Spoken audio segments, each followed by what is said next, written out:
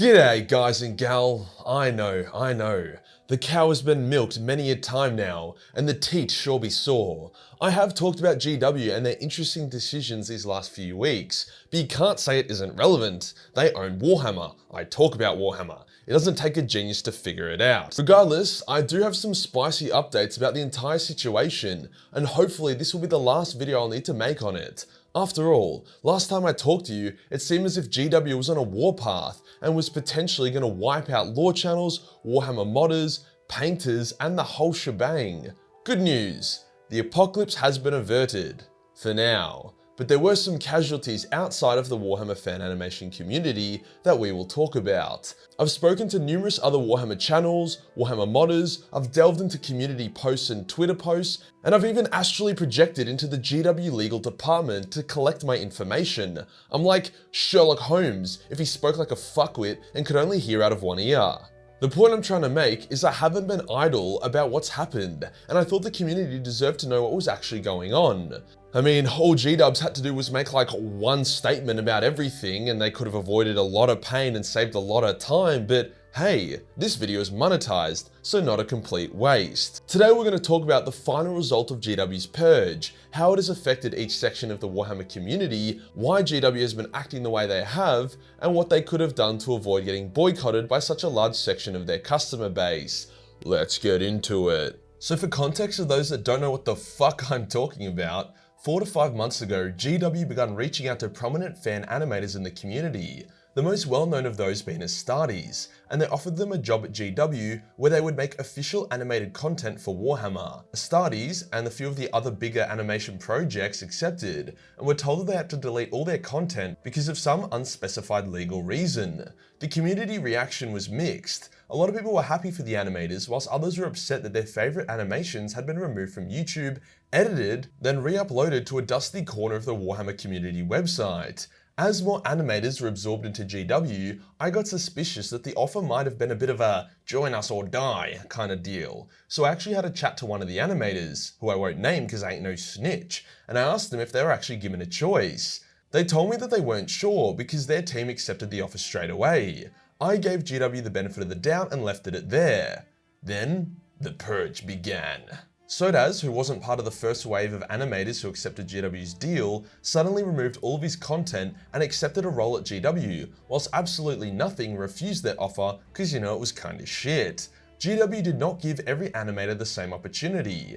Animators like Astartes and Lost Legion, who were top tier, got sucked off by GW, whilst SFM animators like Sodaz and Absolutely Nothing were mucked around for a bit. As a result of GW ghosting Sodaz after he accepted their deal, on top of a few dickheads giving Sodaz shit about accepting their offer, Sodaz straight up quit the Warhammer community, which sucked because these animations were unbelievably awesome.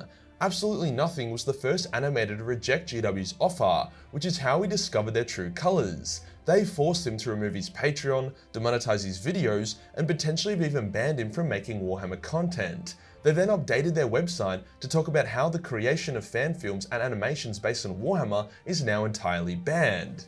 Yeah, that was a bruh moment. People were suddenly way less down with GW. As this was happening, GW was preparing to launch Warhammer Plus, which is the platform that will host all of these fan animators' content. So it looked as if GW had taken the animators to buff up their subscription service, then shut the door on everyone else, to make sure no one else's animation could compete with Warhammer Plus. The community was left to figure this shit out for ourselves. During this time, GW had not released any statements beyond announcing their acquisition of Warhammer animation community a fair while ago. This wasn't good, because it became unclear if GW was just after the animators or if this was phase 1 in a plan to kill the entire content creator community. After all, Warhammer Plus will feature its own lore channel, battle report channel, and painting channel. Like, we were sweating. All Warhammer YouTubers were wondering if we would wake up to a cease and desist email from GW. I mean, I've already got one from them a few years ago and it's not a nice feeling. Then, due to a lack of job security, no communication from GW, as well as their very oppressive and hypocritical new IP policy, Alpha Buzzer announced that TTS is cancelled for the foreseeable future. Fuck! This kicked off a major shitstorm in the community, which is where a lot of the boycott GW stuff gained momentum. So far, GW's new policy had caused the end of both Sodaz and Alpha Buzzer, both of whom I would consider to be pillars of the Warhammer community. It was easy to see why everyone was super pissed, and that catches up to you where the last video left off, more or less. The developments since then have been a bit spicy. We were waiting to see what GW would do next. 2+Tough, who does Age of Sigma lore videos, reached out to GW and asked if his channel, and by extension all lore channels, are sweet, or are we gonna get fucked? GW surprisingly replied and told him he, hence all of us, was sweet to continue what we're doing. Luton made a community post basically confirming this, so yay, I'm not gonna go broke. Well, I'm not gonna go broke from GW suing my ass at least. It's been quiet over at the Battle Report and Painting channels as well, so I think it's safe to say that they are okay as well. As for 3D party miniatures like the Majorkill minis, I think that's all good in the hood. I mean, as long as the dudes at Wargame Exclusive are still live, then I know I'm safe. Like, dude, I take inspiration from the Warhammer setting for my minis, but this is another level. Where it fucking hasn't been quiet lately is over at the modding community, more specifically, the Total War Warhammer modding community, where Radius, who is a mod creator that makes overhauls for Total War games to make them, a bit arcadey, unleashed the floodgates and made a big statement saying that they've been told to remove their Patreon from their mod pages and rework their Patreon. It was a bit ambiguous, which freaked out a lot of people. Was GW coming after modding? Is this the end of Total War Warhammer mods? Well, no. And after talking to a number of modders myself, cause I'm fucking Aussie Sherlock, it seems that Radius might have twisted the narrative a bit. Like, his announcement came across as a bit self-righteous and was disputed by numerous other modders. Now once again, I can't share the names of those modders I talked to, and there's a few juicy deets I'm not going to reveal because I ain't no snitch, but all that really happened is that some modders were told to turn down the visibility of their donation links. Like, Radius promoted his Patreon in his fucking mod logo and in-game loading screens. CA have since come out and reiterated their stance on modding that they made in 2016. Their policy hasn't changed. Look, I'm sure Radius was trying to do what he thought was the best thing, and his mod is decent, I've had fun with Radius before. But he jumped the gun, made a big scene, and confused a ton of people because he was told to tone down the donation links a bit.